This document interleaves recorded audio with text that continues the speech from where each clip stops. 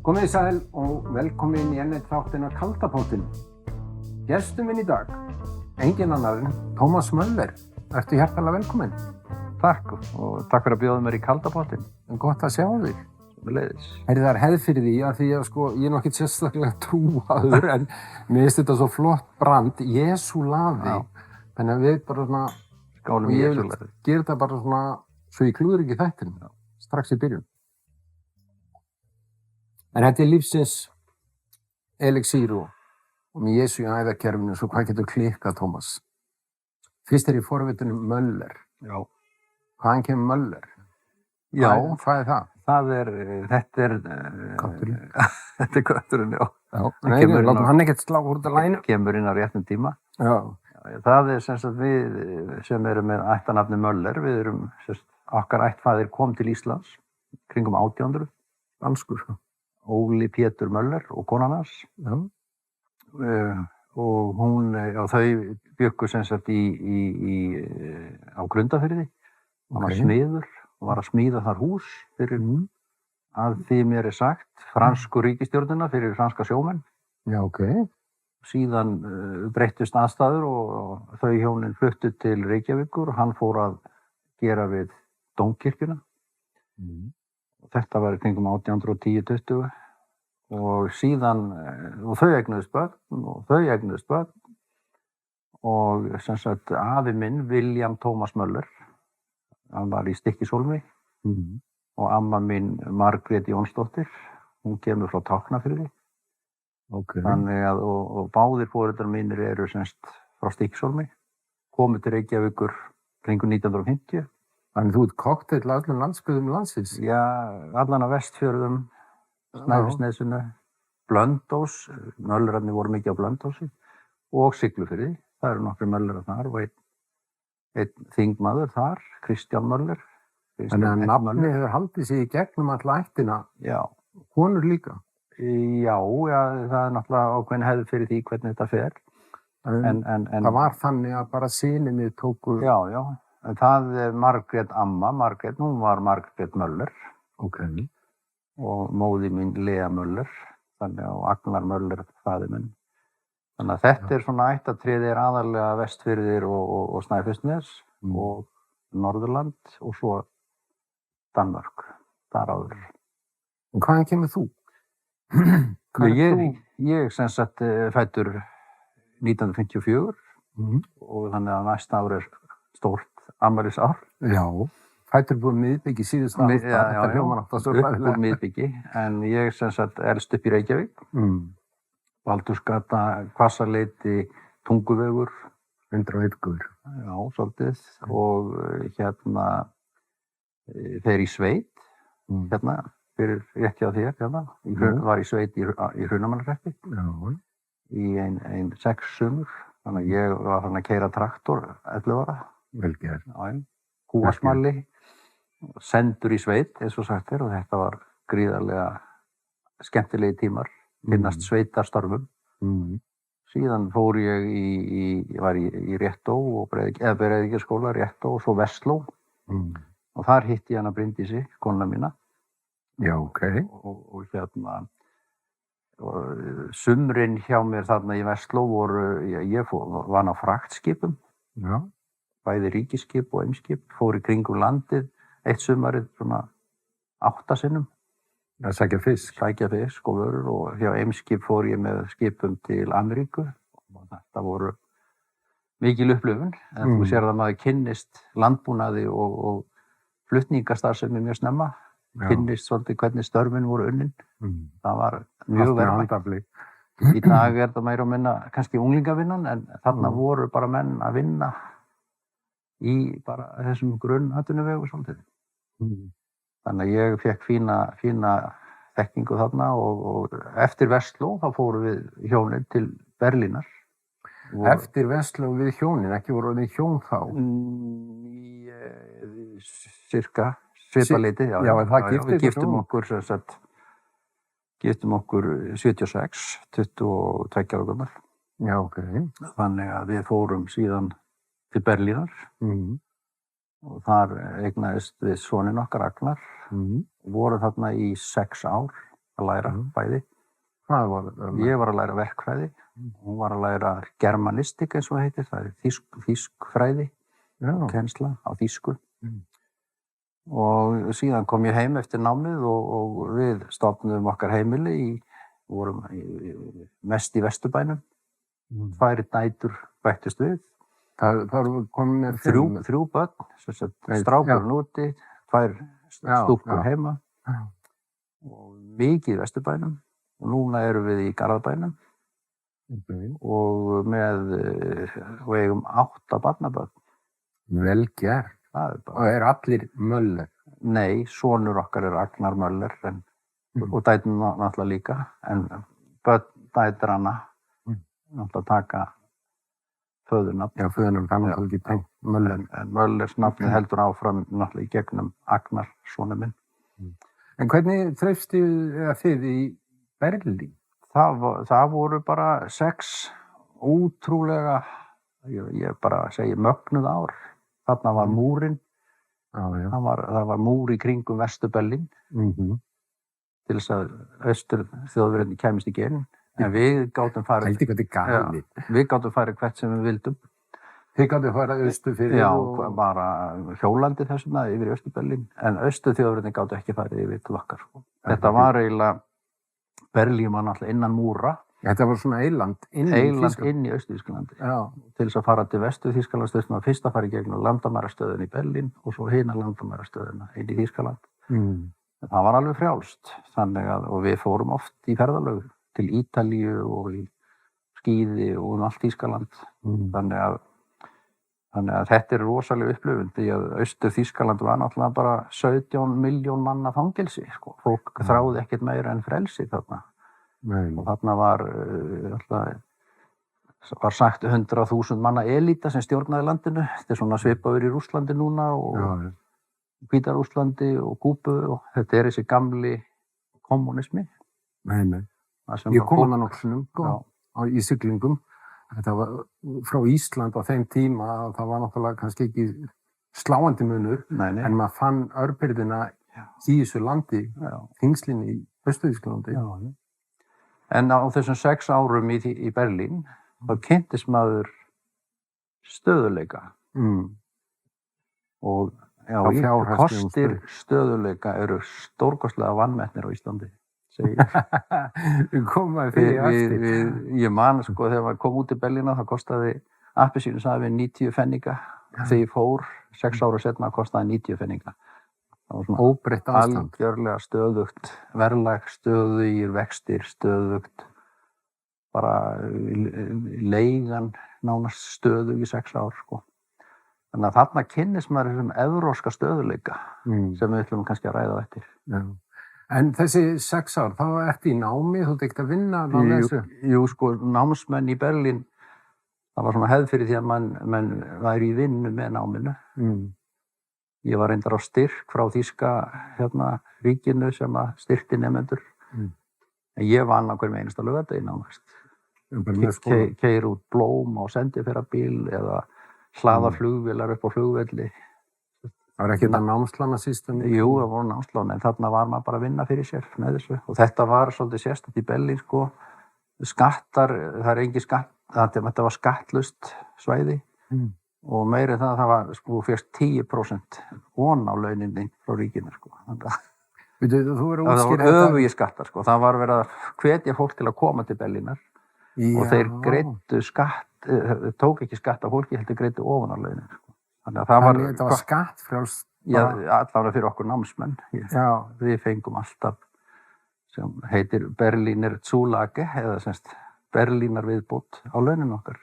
Þannig að ég á einu laugardegi keyrandi út blóm á 40 staði, alltaf tips með, bara mánaðarlega að koma á einu laugardegi stundum. Já, ok. Þetta var Þessi náttúrulega alveg tvennt ólíkt miðað við Ísland. Svo kynnist maður Þjóðverjar svolítið vel að keyra út blóm. Ég mæli með því að keyra út blóm í sendiferðabíl. Þú Ef þú labbar upp á 5. hæð, þá fyrstu 5 mörk í tips. 3. hæð voru 3 mörk. Það var bara regla. Enga lyftur í gamlu húsum, sko. Það var alltaf gefið trinkgeld, eins og heitir. Og það fór bara eftir hvað þetta labbaði margar hæðir upp. Þannig að ég kom með fulla vasa peningum alltaf heim á laugardögum.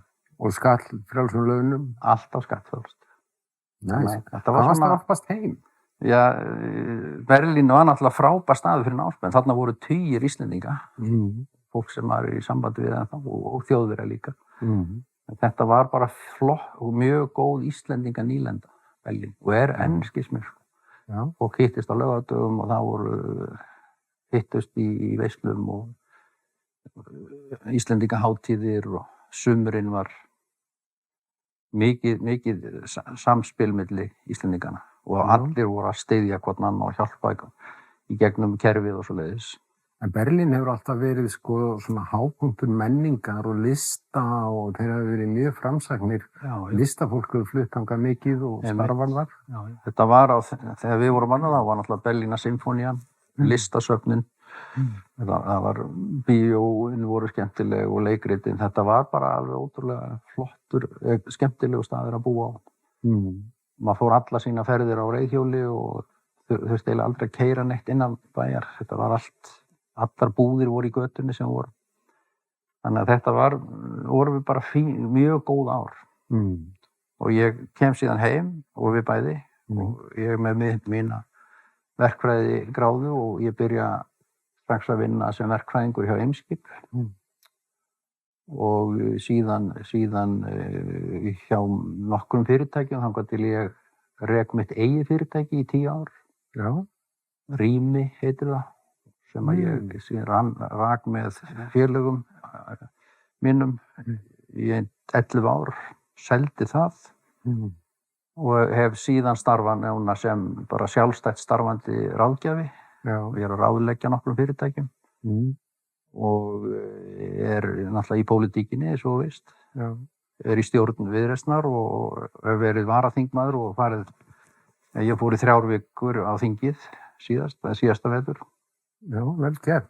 Fórstu úr Sjálfstæðisflokknum inn í Viðreisn? Já, á öllum þessum árum starfaði ég, var aktífur í Sjálfstæðisflokknum, var í nefndum þar, alls konar nefndum og ráðum og leið bara mjög vel innan Sjálfstæðisflokksins og tók þátt í málefnastarfi, mjög aktífur. En síðan skildu leiðir. Af hverju skildu leiðir? Ég var einn af þeim sem komu að stofnun Viðreisnar 2016 minnum að við sé. Og ágreiningur við Sjálfstæðisflokkinn var mikið Evrópumálin. Við vildum fá þjóðaratkvæðagreiðslu Evrópusambandsaðild. Og við bara vorum sannfærð að þetta væri gott skref. Við erum í EES sem svona... Næstu því ESB? Ég myndi segja 2/3. Við erum að 2/3 leiti inn í Evrópusambandinu. Og við teljum bara klára þetta. Við erum þarna alvöru meðlimir, alvöru aðilar. En við reyndum þá? Það fór eitthvað í skurð? Já, það var einhver pólitískur ómöguleiki í þessu. Og það var búið að lofa þjóðaratkvæðagreiðslu. Síðan var það svikið, það var ekki staðið við það. Og það var svona ástæðan fyrir því að við stofnuðum Viðreisn. Því við erum Evrópuflokkur, styðjum alþjóðasamstarf. Teljum að það sé það besta sem Ísland getur gert, að vera í öflugu alþjóðasamstarfi. Og okkar hagsmunir sé bara best borgið innan ESB og eins og þeim vel borgið innan EES í dag. En gömlu félagarnir í Sjálfstæðisflokknum tala nú ekki á þeim nótum og okkur sé best borgið þar? Já, þeir segja að við sé best borgið utan ESB. Af hverju segja þetta? Ég spyr sömu menn, viljið það fara úr EES? Nei, við viljum vera í EES, en alls ekki inn í ESB. En sko málið að með því að vera í EES þá erum við nánast orðnir aðilar af ESB nema við höfum engin áhrif. Við tökum, það allar reglugerðir og lög ESB innleidd á Íslandi, neytendalöggjöf, umhverfislöggjöf, heilbrigðismál, samkeppnismál, atvinnumál. Það allt innleitt á Íslandi en við höfum nánast ekkert það að segja. Þetta eiginlega, má segja afsal á fullveldi að vissu leyti, sko. En með því að vera fullgildir aðilar í ESB, þá fáum við þingmenn, við verðum í ráðherraráðinu sem tekur allar mikilvægast ákvarðanir. Við verum bara 1 af 28 þá. Og 6-7 þingmenn. Við tökum þátt í allri stefnumótun, skoðanamyndun og gerðu löggjafar og erum bara við borðið, sko. Í dag erum við ekki einu sinni inn í fundarherberginu, við erum bara út á gangi eða út á götu. Við fáum bara skilaboð. Ekki betra bara að vera við borðið, taka þátt í þessu. Við erum fullt af fólki sem myndi spjara sig að núti og taka þátt í þessu. Og ég tel að við aukum fullveldið með því að fara inn. Þarna erum við þó allavega að taka þátt í málunum. Staðan fyrir að vera fyrir utan og láta allt rauninni yfir okkur ganga. Og ég hef ekki hitt einn einasta hvorki sjálfstæðismann annan sem vil fara úr EES. En einhvern veginn, einhver ótrúlegur, ég veit ekki, einhver þrjóska að ESB einhvern bannorð, sko. Þegar það rauninni bara EES ennþá betra, sko. Já, en heldur það sé þrjóska? Heldur það sé ekki hagsmunamál? Já, hvaða hagsmunir eru það? Ég nefnilega svolítið hissa, sko, að til dæmis að það engin launþegasamtök sem hafa sett ESB á sína dagskrá. Sem mjög sérstætt. Já, því að þetta eitt stærsta hagsmunamál íslenska neytenda og launþega. Bara að sjáðu bara lánin, sko. Ég meina, það eru þrefaldir, fjórfaldir vextir á húsnæðislánum á Íslandi. Við Evrulöndin og Danmörku. Og af hverju skyldi það vera? Eina skýringin gjaldmiðillinn, því að það krónuálag á öllum lánum í íslenskum krónum. Það bara viðurkennt. Og við erum búin að reikna það út í Viðreisn. Þetta að kosta okkur milli 200 og 300 milljarða á ári. Þetta næstu 800 milljónir á dag. Bara í dag kostar krónan okkur 8 milljónir. Með við erum að tala einna saman, kostar hún svona 50 milljónir. En mér svo sést að fólk ekki, sko, að tengja við þetta. Bara venjulegt fólk. Út í bæ. Ég hef þá teóri að við Íslendingar séum heimsmeistarar í því að bíta á jaxlinn. Við bara bítum á jaxlinn. Og þetta reddast. Við erum með hæstu vexti á Vesturlöndum og við bara segjum, já, þetta hlýtur þurfa að vera svona. Við erum með eitt hæsta matarverð miðað við Norður-Evrópu. Við erum með einhverja mestu skatta á Vesturlöndum.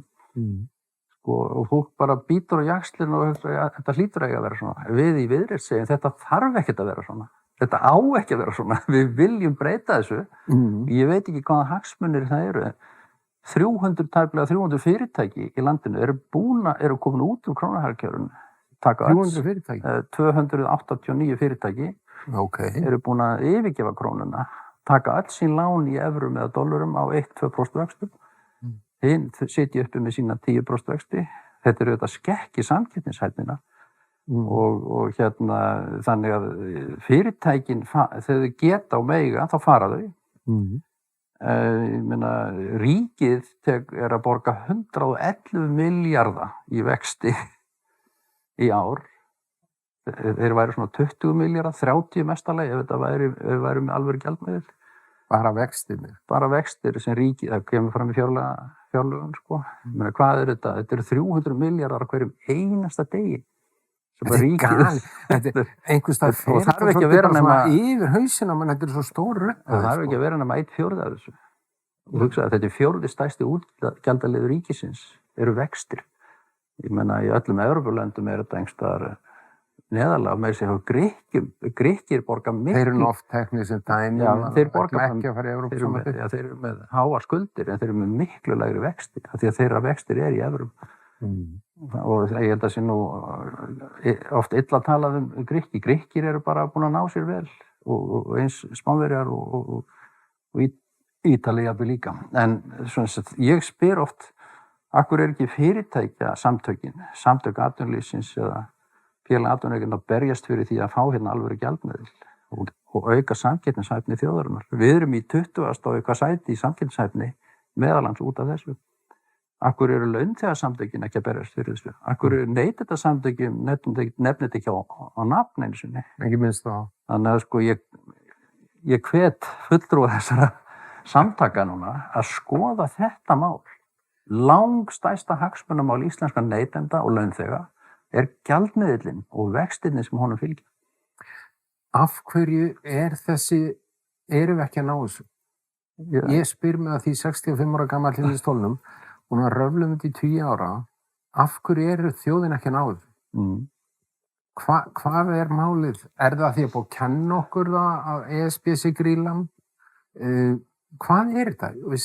Það allir að brölta með húsnæðislán og lifa af og allt þetta, en það tengir ekki við. Ég hvet áheyrendur til að hlusta á jómfrúrræðu nýjasta þingmanns Viðreisnar, sem hún hélt ræðu í gær í þinginu, býr í Danmörku.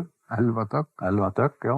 Og hún segir bara, sko, hún bara með staðreyndirnar, hvað vextirnir í Danmörku og vextir á Íslandi, og hún raunir veltir því upp, til hvers þetta fólk að koma hingað heim í þessi ósköp. Í Danmörku tekur 20 ára íbúðalán og þarf ekki að hafa áhyggjur af því 20 ár. Hérna tekur lán, þú ert alltaf með áhyggjur af því, hvenær fara vextirnir upp og niður, hvenær kemur vísitalan á þetta, hvenær þarf ég að skuldbreyta, hvenær þarf ég að skipta í fasta vexti eða ekki. Danskt fólk, unglingar og fólk sem er stofnfjölskyldu þarf ekki eins og að hugsa út í þetta. Það fær bara fasta vexti til x ára. Hér þetta eitt aðal áhyggjuefni ungs fólks og ég skil ekki. Akkur þetta ekki tekið upp og ég segi bara við ráðamenn þjóðarinnar, ætlið að bjóða fólki upp á þetta áfram. En fólk virðist kjósa eftir þessum línum. Já, þá þurfi bara fleiri að kjósa Viðreisn. Já, klárlega. Mælingarnar kannski ekki alveg hliðhollar Viðreisn svona á meiri hluta. Já, sko við náttúrulega erum vera að rokka í kringum 9% núna í skoðanakönnunum.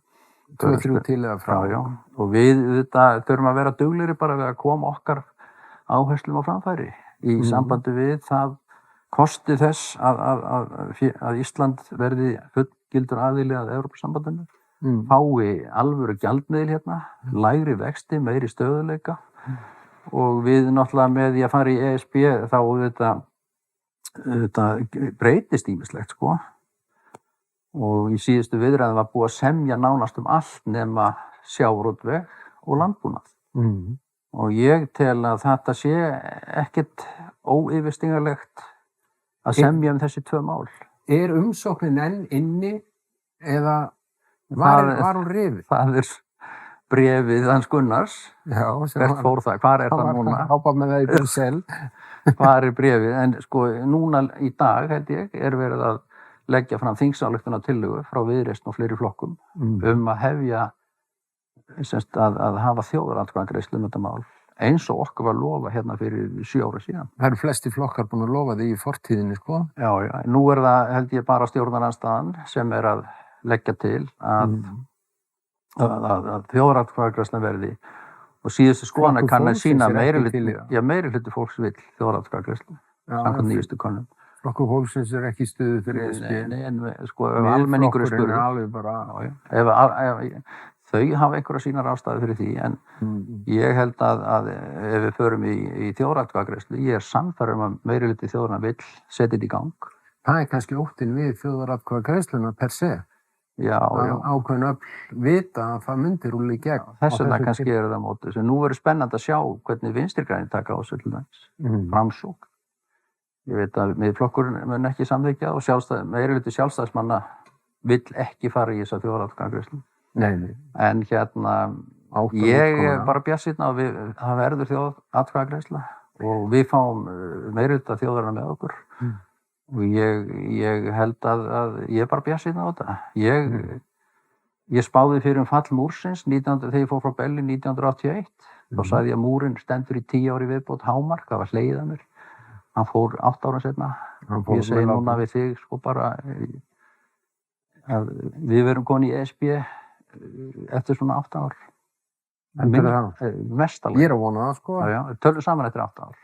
Það endur tökum við þáttinn ef við erum báðir lifandi, en spurningin þessi klassíska spurning, ég nú stundum á samfélagsmiðlum að tuðum þetta á, svona þinn megin í partíinu og svo kemur þjóðarauðlindirnar sem notuð mjög oft, fiskurinn, sjávarútvegurinn, að þá eignast Brussel allt, við eigum ekkert. En hvað með fánan og slátrið og tvíþumlunginn og allt þetta. Og hvalinn. Og hvalinn. Það eru 27 lönd í Evrópusambandinu. Ekkert þeirra hefur gefið auðlindir frá sér og ESB hefur engan áhuga á auðlindum annarra þjóða. Hafa allir haldið sínum auðlindum, hvort sem það er skóglendi, fiskveiðar, landbúnaður, olía, allar auðlindir landana eru auðlindir landana. ESB, þetta algjör misskilningur að ESB hafi einhvern áhuga á einhverjum auðlindum. Og málið það náttúrulega að varðandi fiskveiði auðlindin okkar, að þá í reglum ESB regla svokallaðan hlutfallslegan stöðugleika sem þýðir það að þegar við göngum inn í ESB, ég ekkert að segja ef, bara þegar við göngum í ESB þá höldum við okkar fiskveiðisvæði sem sjálfstætt fiskveiðisvæði og það fær enginn að veiða þar nema þeir sem hafa veitt síðast minnir þessi 30 ár. Þannig að við bara höldum okkar auðlindum algjörlega fyrir okkur. Sjávarútvegsstefna Evrópusambandsins snýst það að þetta séu sameiginlegar auðlindir þarna í kringum Evrópu af því að fiskurinn að synda. Fiskurinn sér engin landamæri. Hann bara syndir á milli. Og þess vegna þarf að kontrollera hver veiðir úr fiskveiði stofni sem flökkustofn. Stofnandur okkar allir í kringum Ísland og þetta eru stofnar sem við eigum og munum eiga. Og sem dæmi að í EES-samningnum sérákvæði Ísland það að það má engin erlendur aðili eiga hlut í fyrirtæki sem eiga kvóta. Við fengum þetta samþykkt þá, við fljótum að fá það samþykkt þegar við göngum í ESB. Í dag mega erlend fyrirtæki eiga í sjávarútvegs vinnslufyrirtækjum en ekki í kvóta eigenda fyrirtækjum. Þannig að ég bara alveg sannfærður það að við fáum að halda okkar fiskveiðiauðlindum. Ég meina, rafmagnið bara okkar og vatnið okkar, það getur enginn tekið þetta frá okkur. En það enginn áhugi á því, bara reynsla hinna 27 þjóðana sem nota bene eru allar fullvalda þjóðar. Allar einhver að halda fram að Danmörk sé ekki fullvalda þjóð inn í ESB. Okkar skilningur og áhersla hjá Viðreisn sú að við eigum að vera í alþjóðasamstarfi af því að alþjóðasamstarf snýst að fá eitthvað en gefa eitthvað í staðinn. Og þetta bara eins og NATO og Sameinuðu þjóðirnar, þetta eins og hjónaband. Fólk afsalar sér helmingum af fullveldinu við að fara í hjónaband, það ekki? En það fær eitthvað í staðinn. Það fær aftur tilbaka. Já, ég meina við erum í alþjóðasamstarfi, svona lítil þjóð og lítil eyja. Og ég var í Berlín í Schöneberg hverfinu. Þar bjuggu 345.000 manns. Jafnmargir og á Íslandi núna nánast. Í einu hverfi í Berlín. Við erum úti í hafi, lítil þjóð. Við þurfum miklu meira en aðra þjóðir að vera í alþjóðasamstarfi. Það bara nauðsynlegt og þetta grunnstefna Viðreisnar. Aukið alþjóðasamstarf styrkir stöðu Íslands. Þannig að þess vegna erum við svona ákveð. Við erum ekki sumir flokkar eru jafnvel að gefa ESB frá sér sem aðalmál, kosningamál. Þetta eitt af okkar grunnmálum að Ísland við verðum í auknu og öflugu alþjóðasamstarfi því þannig okkar hagsmunum best borgið, launþega, fyrirtækja, ríkisins, einstaklinga, allra. En svo mæti fólk í kjörklefann og kýs flokka sem eru yfirlýstir andstæðingar ESB. Það bara ósköp eðlilegt, það eru mismunandi skoðanir á öllum málum. Já. En við erum ekkert sammála allt. Og það bara fólk vegur og metur sína hagsmuni. En það okkar verkefni að kannski að láta fólk svolítið hugsa sína hagsmuni. Þeim kannski bara best borgið þarna inni. Og ég sannfærður það að sjávarútvegurinn sem dæmi að því vorum að tala það áðan, hann mun standa betur eftir inngöngu í ESB. Í dag eru tollar á fullunar sjávarafurðir sem myndu falla niður. Það eru tollar á laxinn sem við flytjum út, það eru tollar á honum. Með eingöngu verður allur okkar sjávarútvegs útflutningur tollfrjáls. Allur. Og þannig að ég ekki nokkur vafi það að sjávarútvegurinn mun blómstra með fullri aðild. En landbúnaðurinn, þar þarf auðvitað að ég mikill landbúnaðarmaður sinni. Ég meina, ég í sveit og ég ætlaði að vera bóndi, Og ég stundum öfunda bændur af þeirra starfi. Ég var í skeiðaréttum daginn og var þetta fylgjast með bændunum að ná í lömbin sín og rolluna sín og þetta eiginlega draumastarf mjög margra. Þetta landbúnaðarvinna skemmtileg vinna, en þannig að við þurfum að passa upp á landbúnaðan okkar. Hann ég meina, sauðfjárræktin, mjólkin og kjötið, þetta eru mikilvægar atvinnugreinar sem þurfa aðlögunartíma. Landbúnaður mun breytast, en hann verður að fá aðlögunartíma í þessar breytingar. Og það það sem við þurfum að semja við Evrópusambandið aðlögunartíma fyrir okkar landbúnað. En af hverju eru bændur svona hræddir við þetta?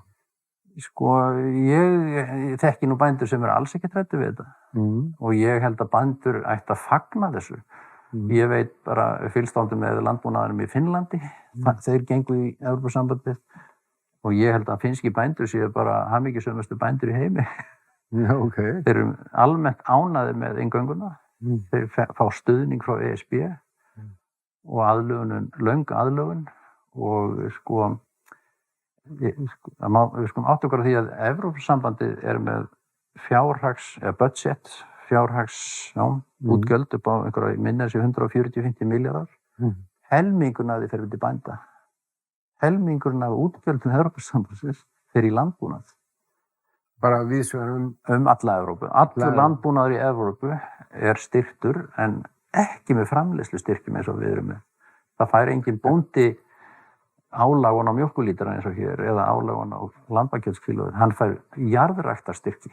ESB fyrst og fremst að hugsa jarðrækt og skógrækt og að byggðirnar haldist. Menn mega framleiðis mikið þau vilja, vera bara að lúta markaðslögmálum. Þess vegna tímabundið áframboð á mjólk í Evrópu í dag og þannig að verðið hefur lækkað, en markaðurinn bara regular þetta. En ESB hefur alltaf verið mjög áhugasamt landbúnaðarmál og byggðamál. Þannig að við sjáum hvernig byggðir á Íslandi og landbúnaður að breytast og hann mun breytast. Ég held að muni breytast mun hagstæðara fyrir bændurna og byggðirnar ef að ESB kemur að þessu. Við erum... Hvernig þá? Já, við erum með svo kallaðan, þeir kallar þetta heimskautalandbúnað, Arctic Agriculture.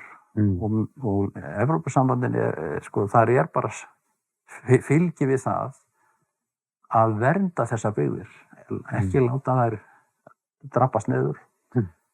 Og ég hvet bændur bara sem eru núna að hlusta, kynnið ykkur þetta betur. Og þið muni sjá það að ESB mjög velviljað bændum yfirleitt og þar með íslenskum bændum. Auðvitað þurfum við, við erum að styrkja landbúnaðinn í dag með sköttum på einhverja 15 milljarða. Svo tollvernd sem metin á annað eins. Þegar við förum í ESB, þá munur íslensku styrkirnir lækka, en Evrópustyrkir kemur í staðinn. Þannig að styrkjalega séð kemur íslensku landbúnaður svipað út að mínum mati. Við munum náttúrulega þeir þurfa að þola það að verndartollarnir munu lækka í áföngum. Við erum náttúrulega með mjög háa verndartolla í dag á ostum og skinku og landbúnaðarvörum og alifuglakjöti. Og þessi iðnaður verður bara að standa sig og auglýsa hvað hann með frábæra vöru. Ég kaupi bara íslenskt kjúklingakjöt, bara því ég veit hvað það kemur. Já, en margir gera það og svo margir sem að kaupa bara hvað ódýrast í kæliborðinu hverju sinni. Og þá segi ég, fólk verður að hafa þetta val. Ef þú vilt, eins og Úkraínukjúklingur sem kom inn í fyrra, ég meina, hann var helmingi ódýrari. Já, sko, og þá, ef þú vilt þannig kjúkling, þá verður fólk sem að kannski er að spara pening, akkur færi það ekki tækifæri til að kaupa þennan kjúkling, meðan íslenski kjúklingurinn, ok, hann er dýrari, en hann getur auglýst sig sem hágæðavöru. Það er fullt af fólki sem vil kaupa hágæðavöru og borga fyrir það. Klárlega.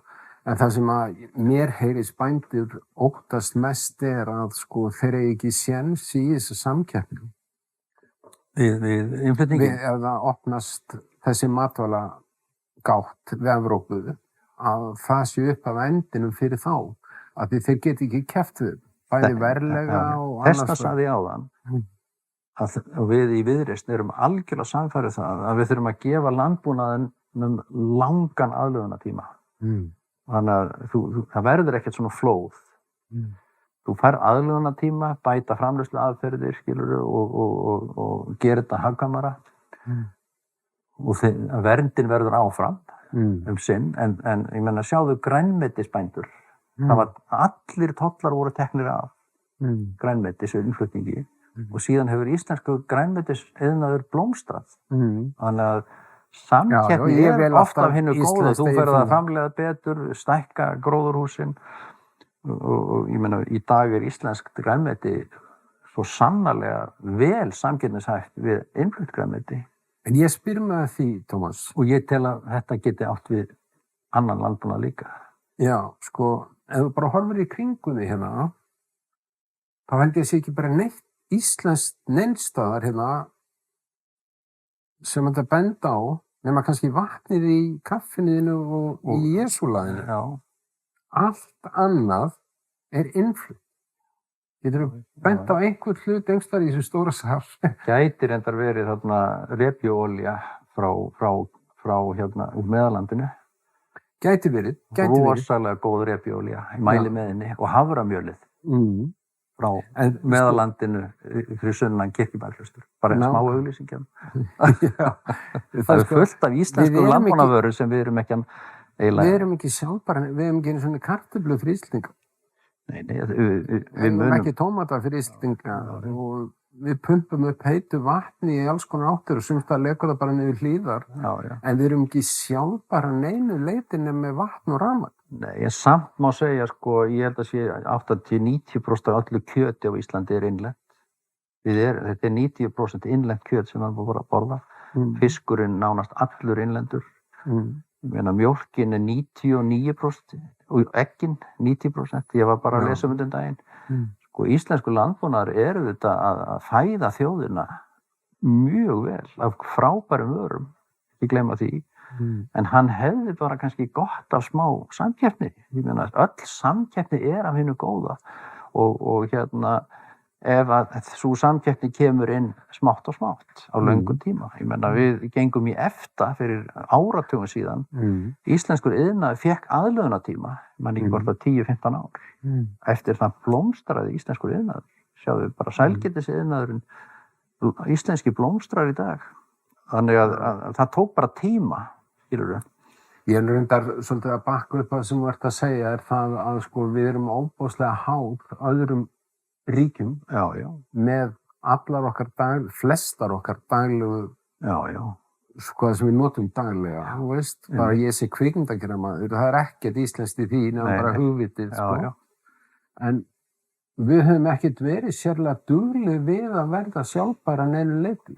Sko þarna kemur náttúrulega bara alþjóðlega verkaskiptingin, sko. Ég meina, reynda að búa til kaffibönur til dæmis. Það bara gengur ekki. Sko, við flytjum inn kaffi, við flytjum inn banana, við flytjum inn sko hluti sem aðra þjóðir gera betur en við.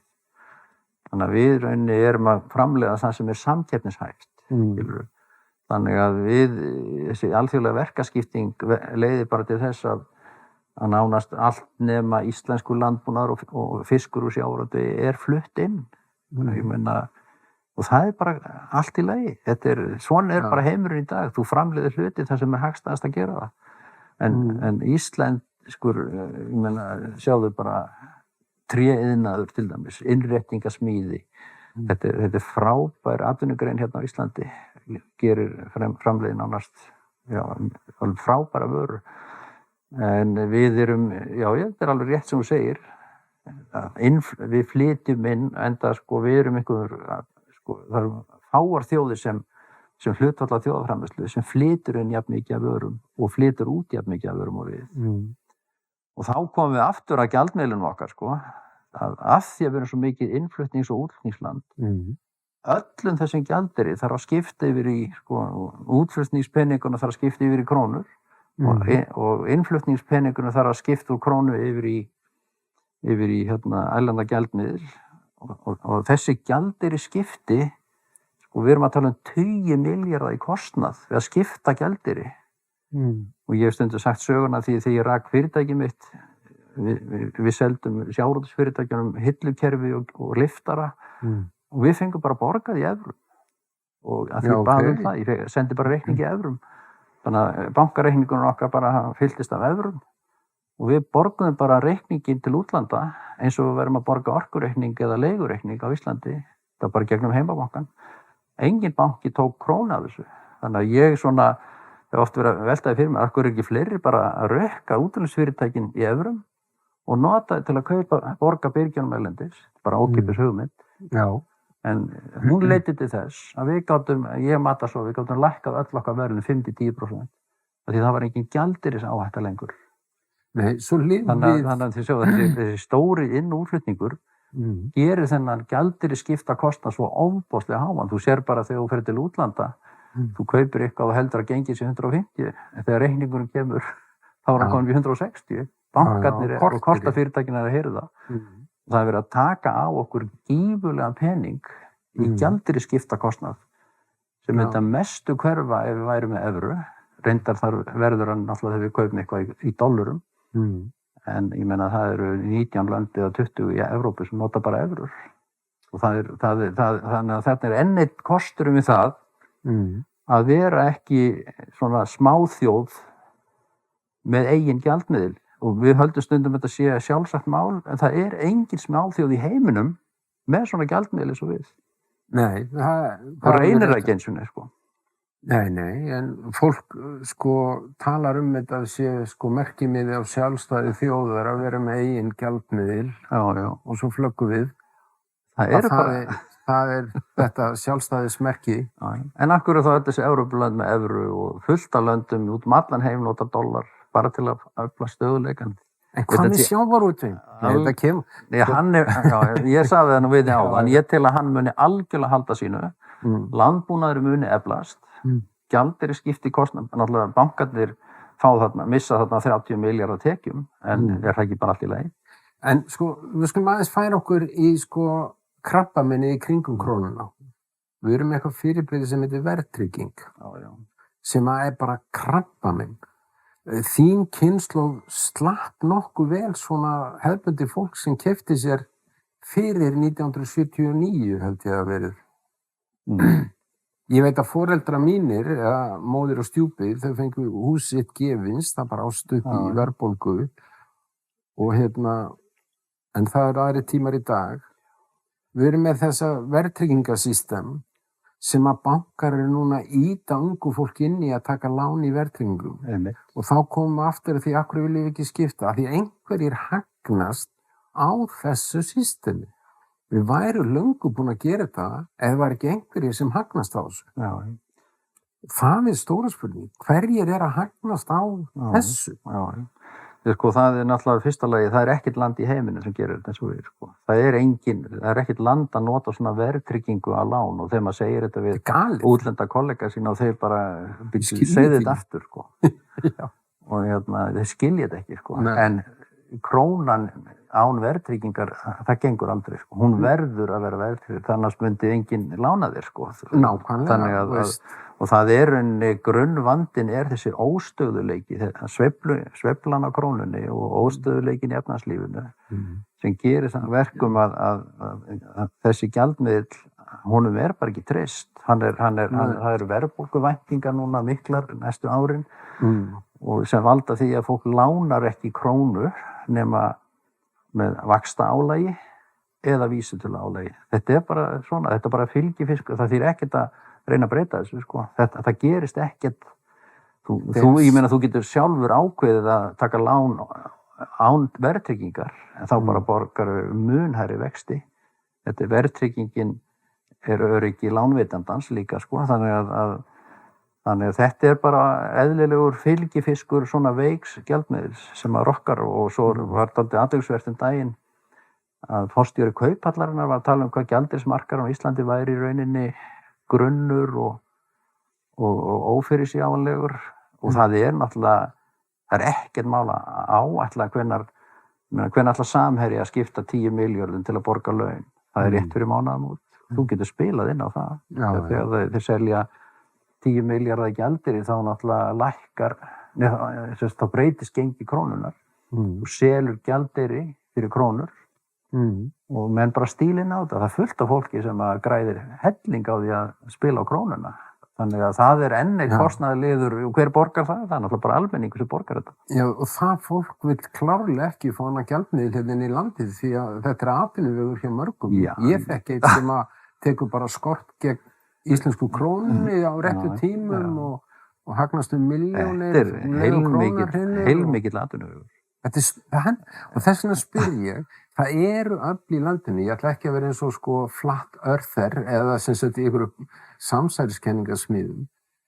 Ég segi, ástæðan fyrir að við erum ekki búin að gera þetta, þetta hagsmunamál fyrir einhverja sem kemur beint við veskið þeirra. En samt nánast allir sjávarútvegurinn búin að skipta yfir í evru og dollara. Það eru stærstu fyrirtæki landsins hætt að nota krónu. Þau nota hana bara til að borga launin, sko, en þau fá skipalán, lán fyrir sínu fjárfestingum og allt öðrum vöxtum en önnur fyrirtæki. Þannig að markaðsstaðin var nóg strax þarna. Við bara í Viðreisn, við erum svo hissa, sko, að fyrirtæki skulu láta þetta yfir sig ganga. Og heyrist ekkert í samtökum iðnaðarins, samtökum atvinnulífsins, samtökum verslun og þjónustu. Þeim virðist vera nákvæmlega saman þetta, að sum fyrirtæki fá að vera í allt öðru vaxtaumhverfi en þau.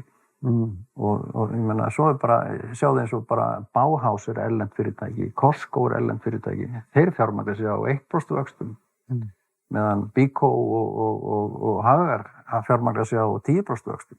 Þannig að þú sér að þetta auðvitað verið að skekkja samkeppnisstöðu.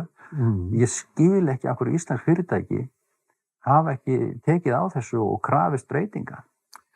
En þá kemur að sko eignarréttinum og atvinnufrelsis ákvæðin í stjórnarskránni og að við erum svo fá, við erum svo lítill markaður að það tók Bauhaus ekkert langan tíma að fatta hvernig Íslendingar tikka, þannig að verðin þar ekkert sérstök með í Bíkó eða Húsasmiðju. Nei, ég meina eitt af verkefnum stjórnenda fyrirtæki að hámarka arðsemi, það mjög eðlilegt. En ef þeir búa við miklu lægri vexti, þá ættu þeir að hafa miklu meiri ágang. En ég segi það þegjandi samkomulag samráð. Í þessu krónumálum. Ég leiði mér fullir að hérna í þessu þætti að það þegjandi samkomulag samráð. Ég veit ekki hvort að ég get tekið undir það, en allavega það svona þegjandi samkomulag að tala ekki krónuna. Myndi ég segja. Það eins og hún sé einhvers staðar vandamál sem ekki hægt að leysa. Það hægt að leysa þetta. Það okkar stefna og að því við erum að tala Viðreisn, sko, að Viðreisn snýst náttúrulega ekki bara Evrópu og Evrópusambandi og evruna. Við erum ég hvet fólk til að fara inn á viðreisn.is, viðreisn.is. Það eru öll okkar stefnumál. Þau eru bara flott stefnumál. Mjög framfarasinnaður flokkur, frjálslyndur flokkur. Við viljum viðskiptafrelsi, við viljum frelsi einstaklingsins. Við erum sko flokkurinn sem við tekið við sem málsvari einstaklingsframtaksins af Sjálfstæðisflokknum. Ég meina, ég hef verið stundum að benda á það fullt af ríkisfyrirtækjum að keppa við einkafyrirtækin. Við erum að benda á það. Það er engin aðrir flokkar að benda á það. Við erum frjálslyndir okkar í jafnrétti einn af okkar aðalmálum. Við erum eini flokkurinn sem að berjast fyrir því að vægi atkvæða verið jafnt á landinu. Í dag eru allir á suðvesturhorninu bara með hálfan atkvæðisrétt. Ég er með hærri atkvæðisrétt. Þú ert í góðum málum. Ég er í fínum málum. En sko, 200.000 manns eru með hálfan atkvæðisrétt miðað við landsbyggðina og ég hef ekkert á móti landsbyggðinni og ég vil henni allt gott, en þetta bara mannréttindabrot í mínum huga og það með alþjóðastofnanir hafa komið hérna og sagt hvað það að hugsa? Það ekkert land sem með sem lætur helming þegnanna hafa hálfan atkvæðisrétt. En af hverju þessu ekki breytt? Hagsmunir. Það hagsmunir sumra flokka sem eru sterkir út á landsbyggðinni heldur að vilja gefa þetta frá sér. Þetta rauninni nánast spilling að mínum mati. Þú áttu þetta að láta alla þegna hafa sama atkvæðisvægið. Þjóðaratkvæðagreiðslu sama vægi, forsetakosningum, sveitarstjórnarkosningum, alltaf sama vægi, eitt atkvæði, einn maður. En í alþingiskosningum ég með hálft atkvæði meðan fólkið út á landsbyggðinni með heilt atkvæði og það til hamingju með það. Já, okkur tæknimaður okkar líka, hann með meira atkvæði en þú. Þannig að þetta líka í okkar hagsmunapakka að fólk verði með sama vægi atkvæða og við viljum frjálslyndi. Það ekki ákvæði í nýju draugunum að stjórnarskránni? Vonandi, já. Það eitt ákvæði það. Það mikil mótspyrna gegn þessu, Við sáum nú hvernig það fór allt saman, að kært. Við erum fylgjandi öflugri náttúruvernd, við teljum að náttúran sé okkar stærsta auðlind og við þurfum að vernda þessa náttúru með öllum tiltækum ráðum. Sama tíma viljum við samt að við virkjum okkar auðlindir með skynsömum hætti. Ég meina, við erum eina landið í rauninni sem að hefur mjög miklar auðlindir í raforku og heitu vatni. Við erum að nýta þetta með lágmarks áhrifum á náttúruna sjálfsögðu.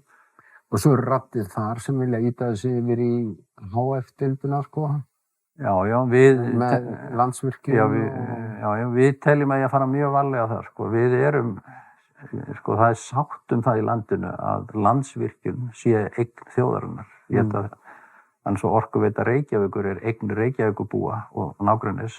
Þannig að Rarik, Landsvirkjun, það þessi grunn veitufyrirtæki.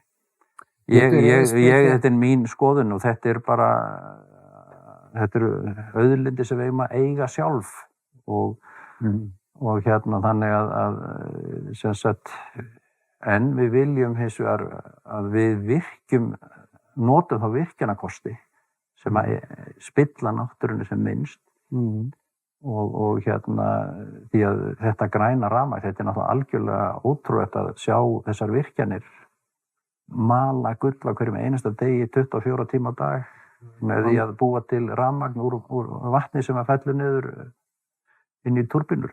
Þetta náttúrulega bara æðislegt. Og hitaveitan líka. Þetta það mikilvæga fyrirtæki að það mín skoðun að þau eigi að vera áfram í almannaeigu en hins vegar má ríkið selja mörg önnur fyrirtæki. Ríkið með einhvern 30 fyrirtæki sem hver mætti alveg selja og láta einkareksturinn taka við. Við viljum frjálslyndi líka að því að tala þetta. Við viljum til dæmis í heilbrigðismálum viljum við nýta einkareksturinn meira. Það tækifæri fyrir ungt fólk að stofna fyrirtæki í heilbrigðisþjónustu og menntað fólk að selja ríkinu þá þjónustu eða selja beint til einstaklinga. Við teljum mikið tækifæri í að heilbrigðisþjónustan verði svona líka rekin á einkarekstrargrunni. Ég held að í grunninn sé fólk hrætt. Þannig að þessi gamla umræðum eða á einkavæði eitthvað, þá kemur upp þessi hugsun, já þá allt í einu þarf ég að fara að borga fyrir allt saman, þá velferðarkerfið ónýtt, þeir ríku fá alla þjónustuna og við á milsnuna. Þarna ákveðið misskilningur líka. Þetta erum ekki einkavæðing og einkarekstur. Þetta ekki sami hluturinn. Við erum sammála það að við séum með heilbrigðisþjónustu sem hluti af velferðarþjónustu landsins. Og ef ég þarf að fá nýtt hné, þá það engin einkavæðing þó að ríkið sem á að skipta þetta hné kaupið þetta hné af einhverju fyrirtæki út í bæ og borgi því fyrir þjónustan. Hún áfram ókeypis fyrir mig en nánast. En ríkið í gegnum okkar skatta ríkið getur veitt okkur alls konar þjónustu á þess að vera að gera það sjálf. Það margsannað að til dæmis að ýmis verkefni Landspítalans eru framkvæmt miklu ódýrar út í bæ En það ekki það með sagt að þú þurfa að borga það sjálfur. Ríkið stærsti kaupandi af heilbrigðisþjónustu hérna á landinu. Kaupir tannlæknaþjónustu fyrir börn og kaupir hnjáaðgerðir núna fyrir fullorðið fólk og þjónustu af sérfræðilæknum. Þannig að ég held að við þurfum ekki að vera hrædd við það að kaupa þessa þjónustu af einkareknum fyrirtækjum.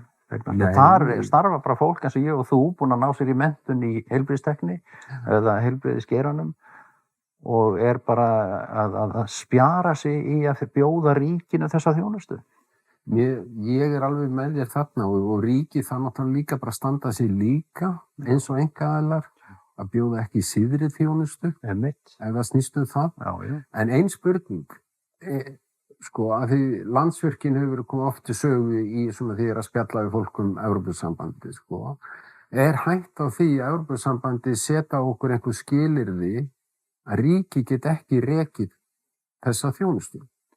Ég heyri svona rugglingslega umræðu þetta, einhver orkupakkar og eitthvað skilur þannig að Landsvirkjun endar þá í einkaeigu ef við göngum í ESB.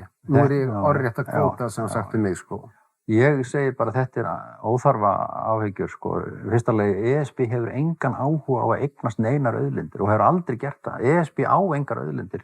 Nei, ég meina að koma því að það verði ríkið hægt að reka það. En sko það sem ESB hefur gert og sent okkur í gegnum EES ákvæði raforku og fleira orku tengt sem eru reglugerðir til þess að tryggja hagsmuni neytendana. Þetta svona neytendavernd eins og til dæmis það að Landsvirkjun framleiðir rafmagn og selur í heildsölu en það ekki að selja rafmagn til okkar, það fyrir gegnum Rarik og Landsnet og síðan öll þessi orkufyrirtæki. Það eru 8 fyrirtæki að selja þar orku, ég veit ekki hvaðan þú kaupir orkunni inni. En þetta mjög eðlileg skipting milli framleiðanda, dreifiaðila og seljanda. Ef að Landsvirkjun myndi alltaf væri ekki samkeppni, þannig að rauninni þetta til að tryggja samkeppni. Þú getur valið rafmagn frá 8 fyrirtækjum í dag. Og þau eru öll að keppa og ég var að skoða verðskrána daginn, það engin með sama verð, það mismunandi verð, ég held að þetta að kynna þetta svolítið þarna. Þetta svolítið svo símafyrirtækin, einn mánuðinn færðu símaðina hálfvirði í gemsan. Já, þetta ekkert ósvipað og Evrópusambandið, ég meina, akkur jafn dýrt að hringja til Kópaskers eins og til Alicante. Það því að Evrópusambandið skipaði fyrir að það sama verð á símtölum innan Evrópu. Ég fór einst til Marokkó yfir frá Spáni, þá 18-faldaði símtalið í verði. Því að var ekkert Evrópusambandi í Marokkó. Ég sá bara síman bara innegnin hvarf, svona. Ég var næstu búin að segja hæ, sko. Þannig að Evrópusambandi tryggir sama verð á símakostnaði alla Evrópu. Evrópusambandi tryggði samkeppni í flugi, þess vegna orðið svona ódýrt að fljúga. Þannig að Evrópusambandi eru bara mjög öflug neytenda verndarsamtök. Þess vegna ákváðu þau að splitta upp þessum orkufyrirtækjum í framleiðslu, dreifingu og sölu. Þannig að myndaði samkeppni. Í heita pottinum, þó við sem kalda pottin núna, ég fer oft í heita pottin og þar lendi ég svona í skemmtilegu debatti, oftast við kalla á mínum aldri.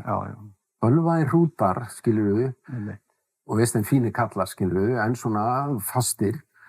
Og ég hef verið svolítið gjarn á það að opna hrunumræðuna, sem að flestir nenni ekki að tala lengur, því svo kallaða hrun. Ég stórskaðist á því og fjöldi maður skerði það. Að það eitt af mótrökunum fyrir því að gangi í Evrópusambandið það að krónan bjargaði okkur algjörlega út úr hruninu. Ég er búin að heyra þetta svo oft, þetta orðið mantra. Hver þín sýn á þetta? Ef við hefum til dæmis verið í Evrópusambandinu áður, hefðum við krassað svona illa, eða hefðum við farið jafn illa út úr þessu þó við hefum haft evru? Bara svona... Góð spurning, góð pæling. Eftir 2 vikur eða 3 ár höldum við upp á 15 ára afmæli hrunsins. Já, stemming. 7. október. 15 ár. Guð blessi Ísland. Þetta ótrúlegt. Já. En sko, ef maður bara rifjar upp hrunið, ég meina aðdragandinn var náttúrulega sá að við vorum með banka sem að fengu frelsi til að stækka ógurlega. Það kom fram einmitt einhvern tímann 2007 að íslenska bankakerfið var 12 sinnum þjóðarframleiðsla Íslands. Og menn voru að hreykja sig að því, sko. Algjöru snillingar eru við, sko. Bankakerfið í Sviss var 6 sinnum þjóðarframleiðsla sem var búið að starfa í 700 ár. Og meðaltali í Evrópu var 2,3 minnir mig. Og það var að því að bara í Evrópusambandinu þá gerist þetta ekki að bankar verði svona stórir. Það ákveðin reglur eigið fé banka og stöðuleika reglur og fleira. En við þurftum ekkert að hlusta á þetta, við bara stækkuðum bankana. Þeir tóku lán í erlendu gjaldmiðli og lánuðu í krónum, þannig að það var svona þetta er kallað mismatch á ensku, þegar þú ert með lán í einu gjaldmiðli og útlán í öðrum. Þannig að rauninni, sko, þessi gríðarlega skuldsetning bankana grunn orsök hrunsins, en að mínum að þetta einmitt krónan einn stærsti valdur hrunsins, að við skildum hafa verið með svona lítinn og veikan gjaldmiðil í öllri þessari risastóru skuldsetningu. Og þannig að krónan hafi bjargað okkur. Ég segi hún kom okkur í þetta og þegar skaðinn var skeður þá var kannski þægilegt að bara fella gengið 50%, en við mögum ekki gleyma því. Það er alltaf verið að tala um þetta hafi verið alþjóðleg fjármálakreppa. Hún var langverst á Íslandi. Hvergi hrundu hlutabréfum 90% og gjaldmiðlum 50%. 10.000 heimila fóru á hausinn og fyrirtæki á hausinn. Þetta var langversta hrunið, segi ég, eftir að hafa skoðað þetta, bara í heiminum. Í þessari dífu? Já, það fór enginn eins illa út úr sem svo við. Bara sem dæmi, Írland fór í mikla dífu, en hún var ekki með helmingi minni en okkar, og þau voru miklu fljótar að ná sér út úr henni að þau voru með evru. Þar voru bankanum ekki leyft að vera svona stórir, og auðvitað var þetta skellur. Það var engin gengishrun, ekki neitt, það var bara hélt sínu gildi nánast. Og lánin margföldust ekki þar, þau voru bara í evrum. Þannig að ef þetta rannsaka betur, þá var þetta langverst á Íslandi. Það var verst farið með fólk og fyrirtæki á Íslandi. Og ég segi, ástæðan þessi gjaldmiðill, að því að við lekum okkur einhvern veginn með þennan pínu litla gjaldmiðill. Og það engin þjóð eins lengi að ná sér eftir þetta, sko, þrátt fyrir krónunum. Og þannig að ég held að þetta þurfi nú aðeins að skoðast betur í ljósi sögunar. Og að þetta var rosalega mikið hrun á Íslandi með aðra þjóðir. Þetta þarf að komast til fólks, því að fólk, sko, velur sér einhverja möntru í kringum pólitíska umræðu. Og þetta ein af möntrunum. Krónan bjargað okkur. Sko, annars bla. Svona gjaldmiðill með því að fellan þá styrkir stöðu útflutningsatvinnuvega á kostnað almenningur borgar þetta allt, sko, fyrir þess. Já, gerði heldur betur. Þannig að þetta allt í að lækka launin helming, þetta náttúrulega mjög þægileg stýritæki. En á meðan ertu ekki að taka á rótvandans. Þetta svona verkjapilla svolítið.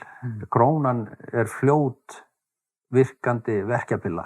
Og ég segi, hún bara fyrir svona það sem nenni ekki að taka á málunum, sko. Þetta gott fyrir lat fólk að hafa svona gjaldmiðil. En ef þú vilt virkilega taka á grunn vandamálunum, þá verður að hafa stöður í gjaldmiðil. Ég hjartalega sammála það, en sko, fólki í landinu virðist einhvern veginn sætta sig bara við. Það bítur á jaxlinn. Ég sagði í upphafi viðtalsins við þig, við erum heimsmeistarar í því að bíta á jaxlinn. Við höldum þetta að vera svona, þetta bara þarf ekkert að vera svona.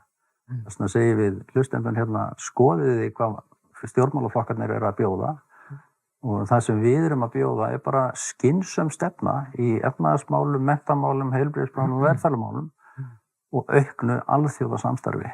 Ég bjóð þarna úti í 6 ár, eins og ég sagði við þig, og ég veit hvað stöðuleikinn mikilvægur, neytendavernd og alls konar heilbrigðismál og samskiptismál og umhverfismál. Allt þetta kemur með svona alþjóðasamstarfi. Og við þurfum alltaf að gefa eitthvað af okkur, fá eitthvað í staðinn, alveg eins og í hjónabandinu. Mér finnst við Íslendingar vera svo óvitari dótabúð oftast. Það svona mín upplifun. En eftir hrunið komu 2 flokkar og tóku við stjórn landsins og þeir stóðu ekki með fólkinu í landinu. Heldur þessa slagorð nýja Ísland, gagnsæi og allt þetta sem átti að gerast gerðist ekki, heldur endurræstu við gamalt system sem við kunnum, að því mannskepnan þannig víruð, hún gerir bara alltaf það sem hún kann. Ef hún lærir ekki eitthvað nýtt, þá gerir hún bara það sem hún kann. Og ég treysti ekki þessu stjórnvöldum sem eru núna við stjórn. Mér finnst sagan þeirra að vera þannig.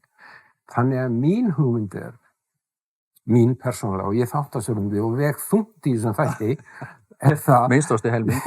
Já. Það að ég óska eftir að næsta ríkisstjórn verði Viðreisn, Samfylking og Píratar. Af því ég held að líkböll leiki best og þá fáum við hratt og vel þjóðaratkvæðagreiðsluna í landið. Hefur þú trú á þessu með mér? Sko, ég veit ekki með þessa flokkasamsetningu en ég hef svona trúið því að eftir kosningarnar sem verða líklega í þessari viku eftir 2 ár. Eða fyrr? Já, ég held að vera ekki fyrr.